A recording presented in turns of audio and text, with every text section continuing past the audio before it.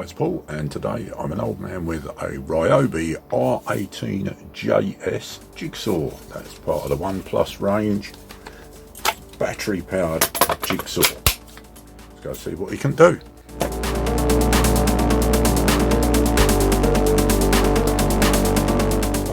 Ryobi R18JS Jigsaw. There's a label on it just to prove what it is. Part of the One Plus range, takes the One Plus batteries. I've got a 1.3 amp hour in it at the moment, the smallest one, and it's a jigsaw. So what does a jigsaw do? So a jigsaw is a saw that takes generally fairly small blades. Blades fit in the end of it. On this one it just has like a twist lock in it. Put the blade in, let the lock go, and away it goes. Let me just slow that down. You can see it running slow, and you can get a multitude of different blades for it. So you can get ordinary wood and plastic cutting blades. You can get blades that cut on the downstroke.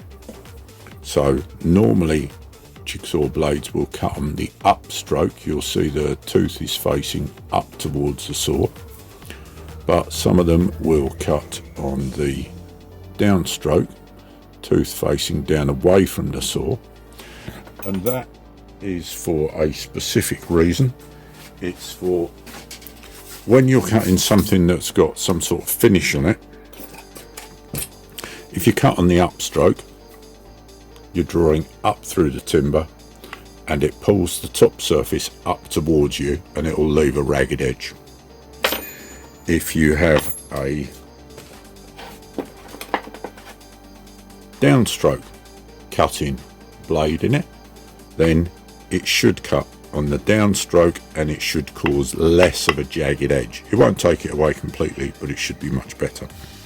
So you can have them for cutting metal, you can have them for cutting wood, you can have them for cutting plastic. You can get blades for cutting most things. You can actually get carbide blades that you can cut tiles with.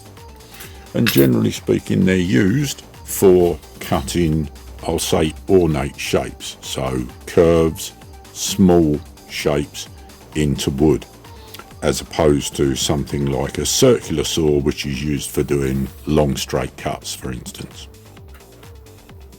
So, okay, that's roughly what a jigsaw does. What do I think of this? Well, for starts, I got this to, I won't say replace because I still have it. I have an old Bosch electric cable jigsaw that's about 20 years old. Which is great. It's got variable speed, it's got the pendulum action, which this has, which I'll talk about in a minute.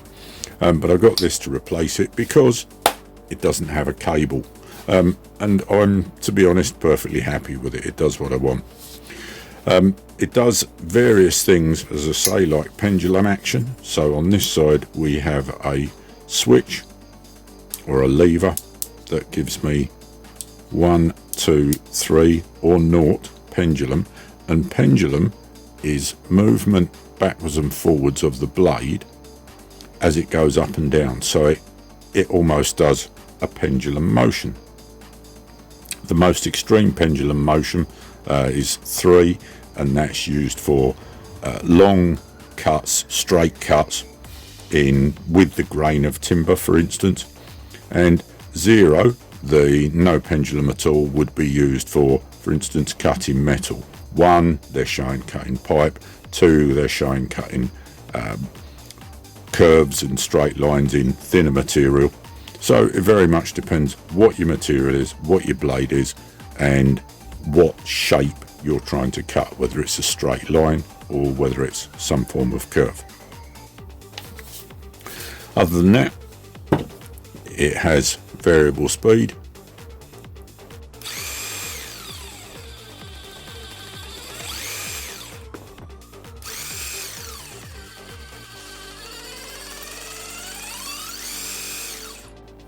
And generally speaking, as a jigsaw, it does the job. It's got nothing particularly special about it.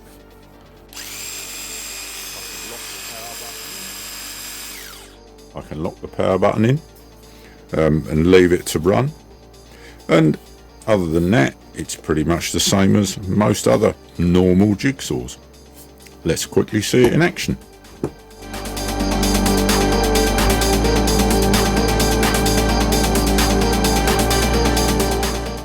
So here I've got a piece of melamine faced chipboard. This stuff is an absolute nightmare to cut without chipping. So I've got an upcut blade in the saw. I've got it on 0 pendulum at the moment, and let's see what it does if I try and cut some curves.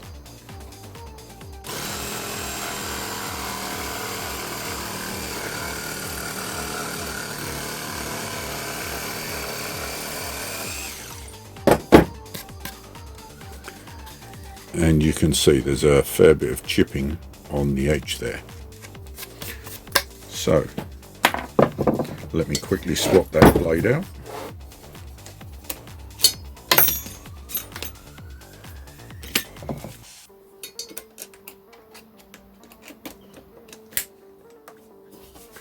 And that's the down cut blade in, and let's try that.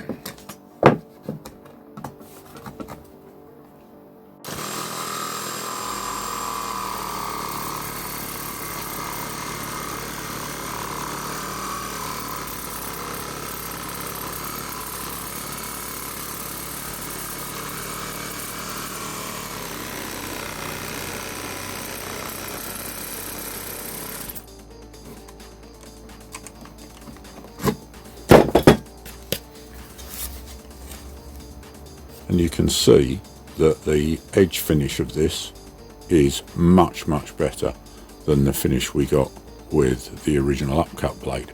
A little more difficult to get the curve on it because it's a deeper blade. The upcut blade was a much shallower blade, so it will turn easier. The downcut was deeper, but if you're trying to cut an edge into something like melamine faced, that's about as good as you're going to get with a jigsaw. Conversely, on the other side, you can see here where the chipping is. So effectively, if you could cut from the back side of the material, then you'd use the upcut blade because it would pull up towards the material. If you've got to cut from the front side of the material, you're going to use a down cut blade because that's going to cut into the material, downwards onto the material. You always cut towards the surface that you want to retain. So that's what it can do. Would I buy it again? Yes, I would. It does the job. It's, as I say, it's nothing fantastic, but then I'm not sure what more I'd want out of a jigsaw. There are ones that will do more, there's more variability. The only thing I wonder sometimes is there's an attachment that you can get that will go on some jigsaws called a coping foot, and coping foots are used for hollowing out the back coping skirting board for when you want to cut to go into a corner. And sometimes I wonder whether that would be worthwhile, because you can't do it with the normal foot plate. But that's a generalisation for all jigsaws, not specifically the Ryobi. So generally speaking, this one I like, don't have a problem with it. It is one of the 1 Plus range, so it suits all my batteries, so it's fine by me. The battery life seems reasonable. I've not used it a huge amount for long cuts, but it seems to run okay. As I say, ran perfectly there with the 1.3 amp hour battery in. So perfectly happy with it as a tool in my Ryobi 1 Plus stable, and would quite happily replace it. There is a higher spec version, I think, but I don't see the need for it for a DIYer like me.